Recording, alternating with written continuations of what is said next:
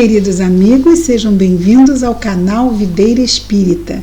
Meu nome é Cristina Brito e este é o programa Gotas do Evangelho. Hoje, com um novo fundo do nosso estúdio, mas ainda aqui com a nossa amada Maria, juntinho de nós.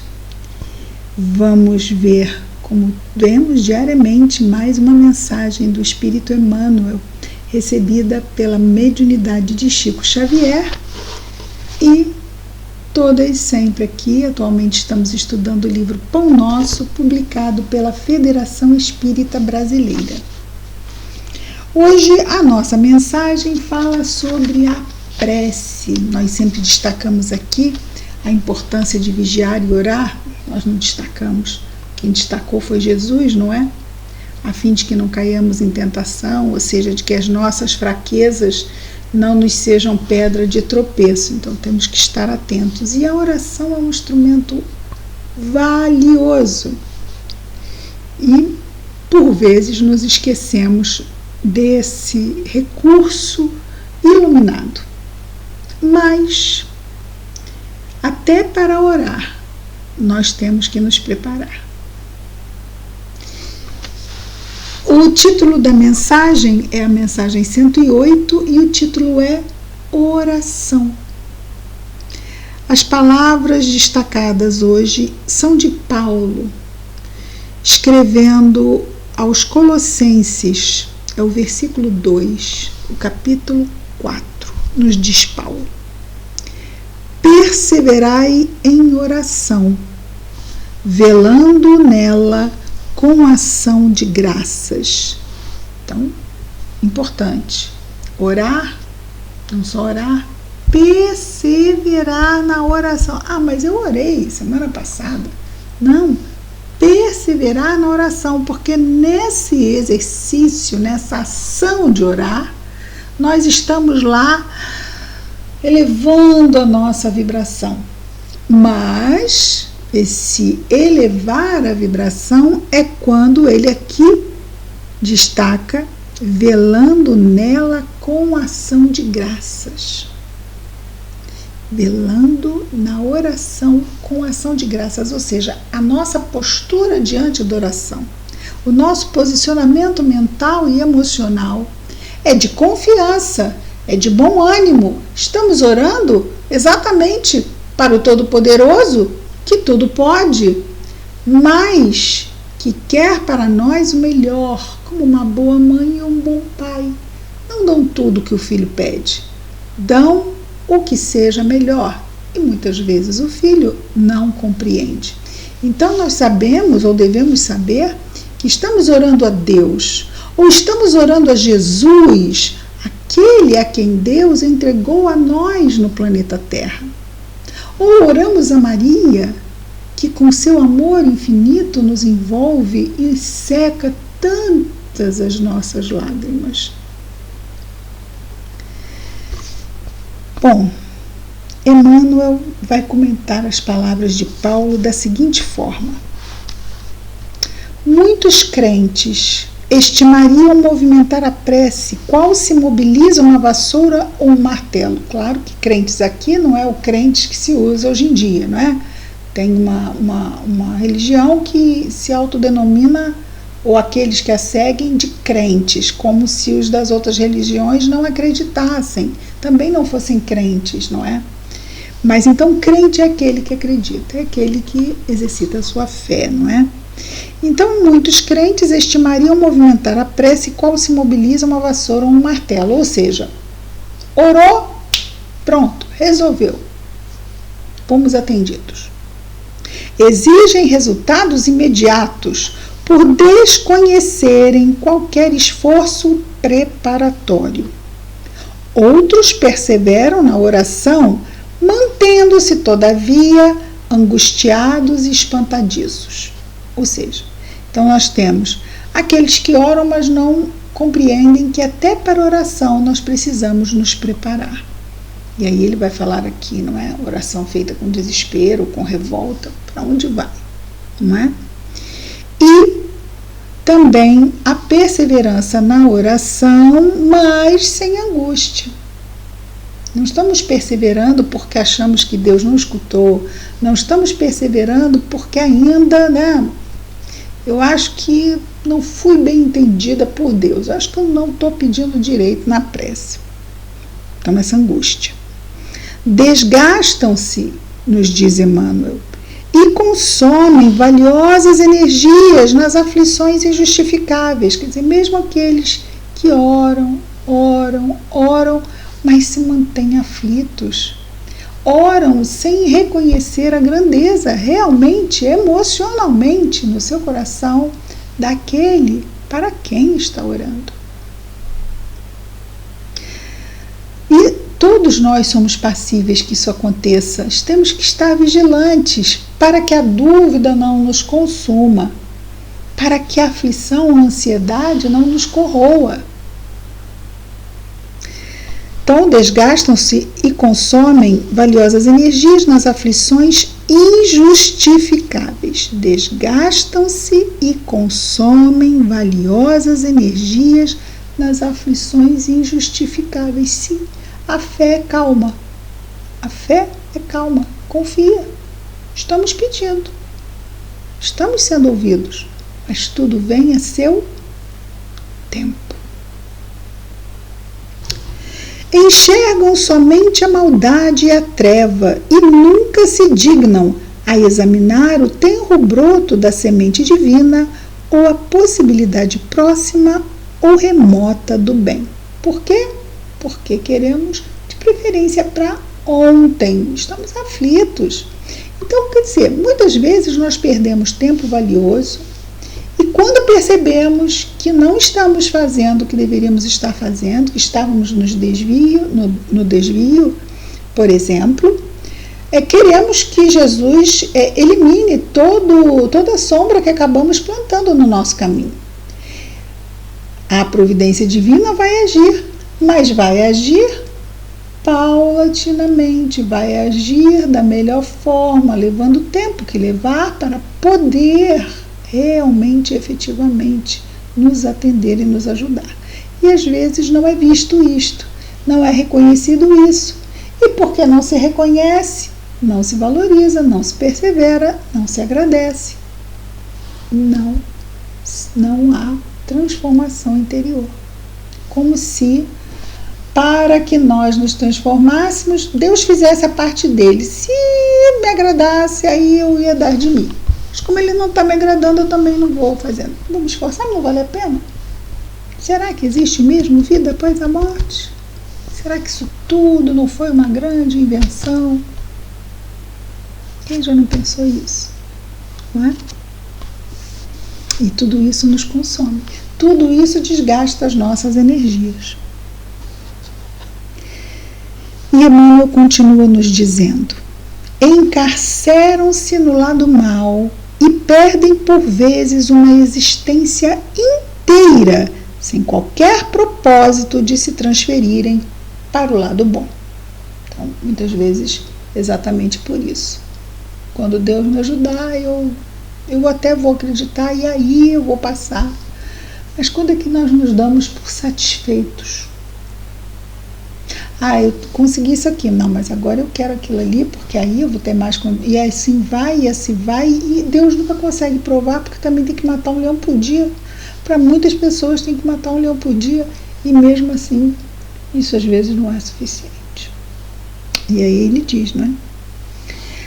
Por vezes perdem uma existência inteira, sem qualquer propósito de se transferirem para o lado bom, ou seja, para a ação da transformação.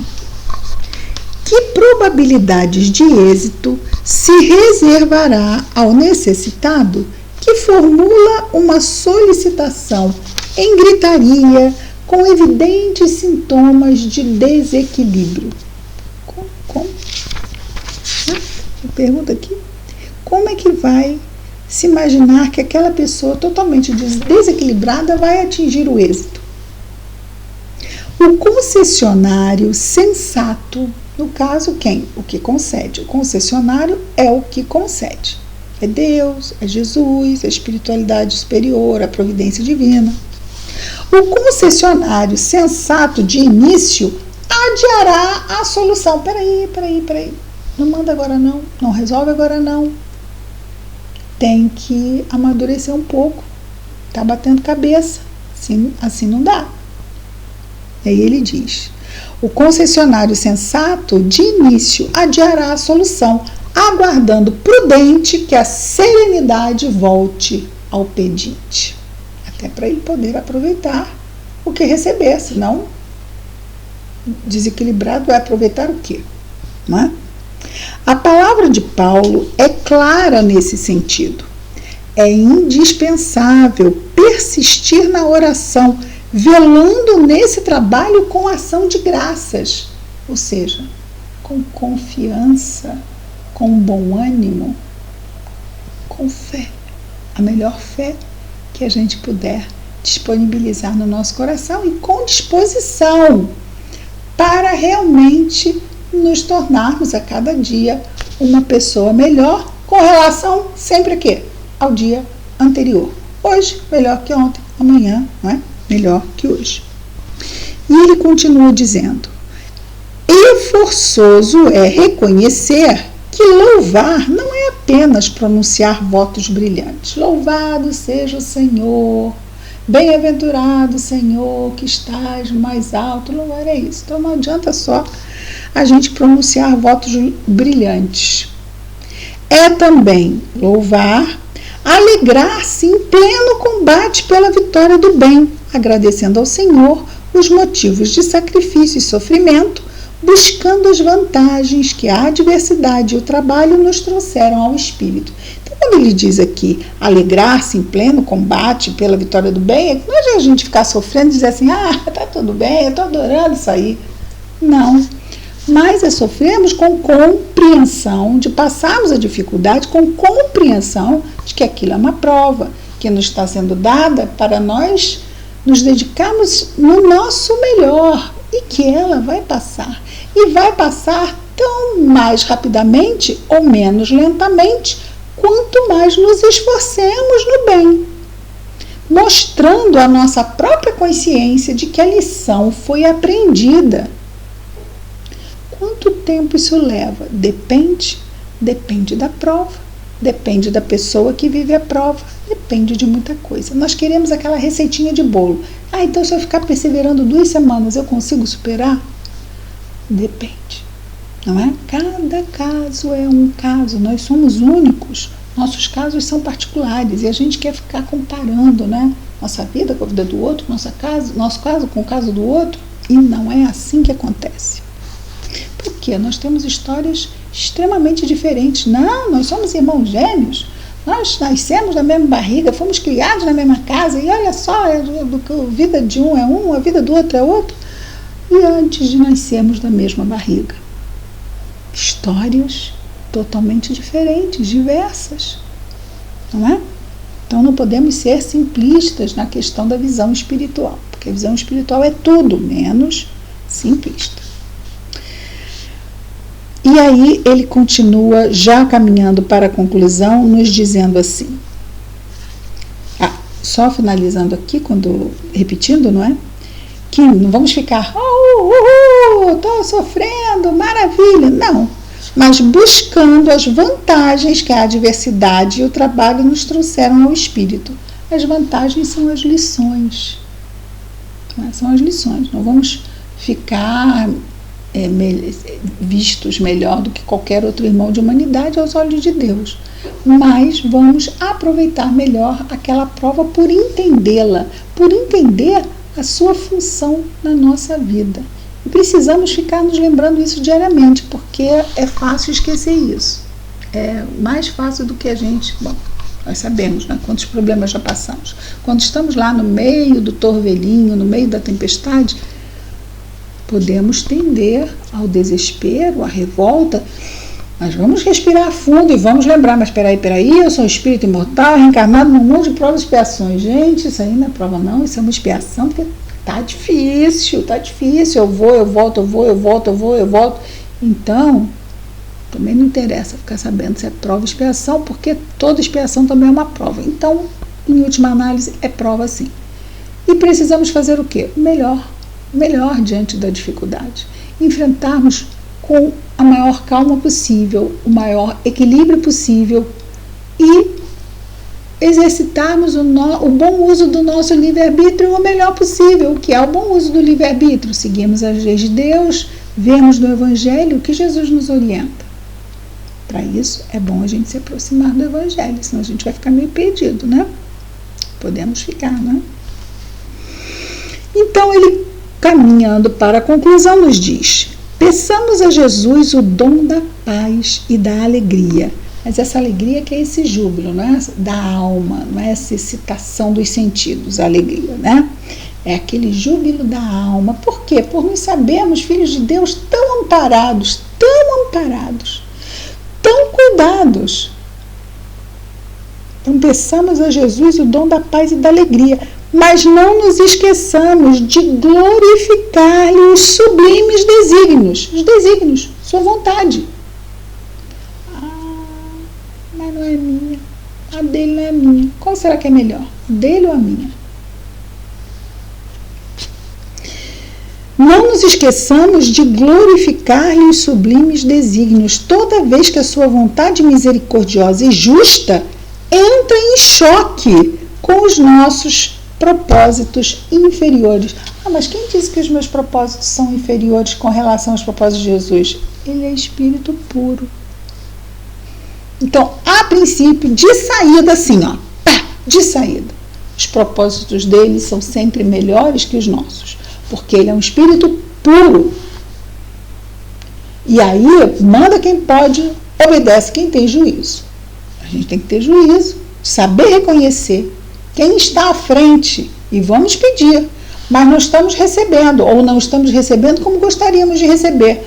Vamos fazer o melhor, porque ele sabe quando esse nó desata e quando a gente menos espera, o nó desata. Quantas vezes não vemos isso acontecer na nossa vida? Quanto mais vivemos, mais vemos. Mas mesmo assim não sabemos quanto. Não sabemos. Alguns nós não vão ser desatados nessa encarnação. Vão ser desatados no mundo espiritual, vão ser desatados na próxima encarnação. Agora, fato é, vão ser desatados. Então vamos manter o bom ânimo. E quais nós? Não sei, depende da história de cada espírito, não é? Mas, Emmanuel diz que se nós estudarmos doutrina espírita durante 2 semanas, nós conseguimos resolver os problemas desta encarnação, se levar esta encarnação com êxito. Mas é claro que é estudar com profundidade, com 10 minutos por dia, né? É estudar com profundidade, com reflexão, com riqueza de fontes. Obras básicas. Allan Kardec.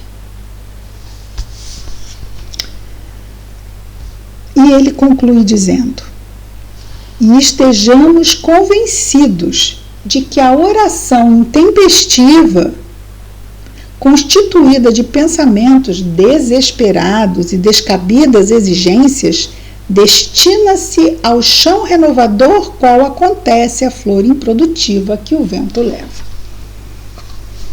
Uma vez nós escutamos um querido espírita, Lamartine Palhano Júnior, na palestra, já desencarnado há alguns anos, e ele foi um pesquisador dos fenômenos espíritas, prece, fez estudo sobre a prece, tem um livro dele sobre a prece, sobre obsessão, sobre mediunidade, um grande estudioso dos fenômenos espíritas.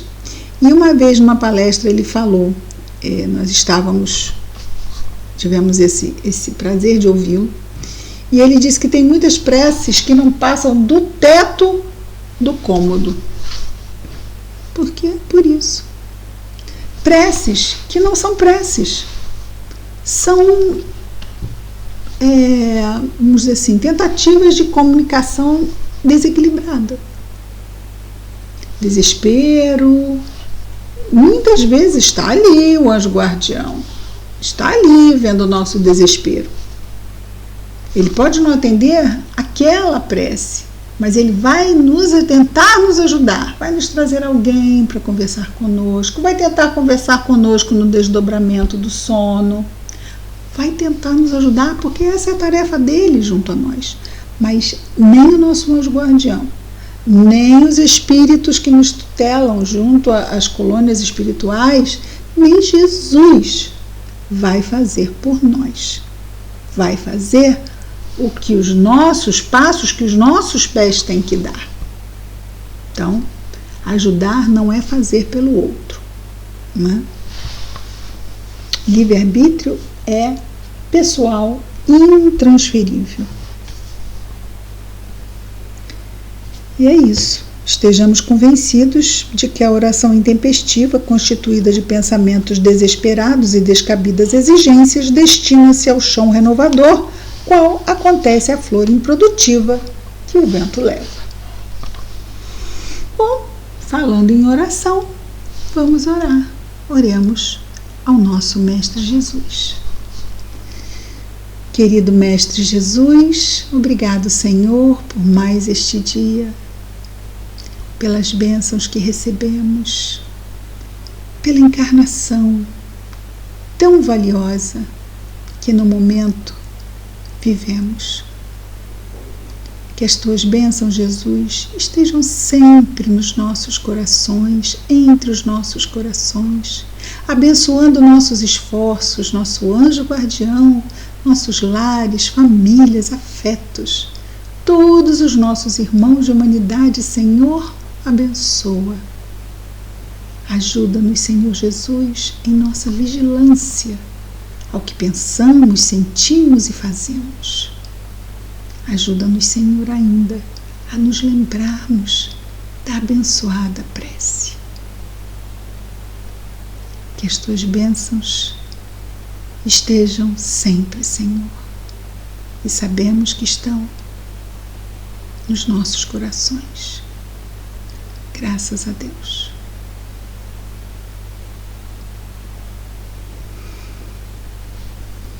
É isso, amigos. Amanhã estaremos de volta com mais um programa Gotas do Evangelho. Muita paz a todos.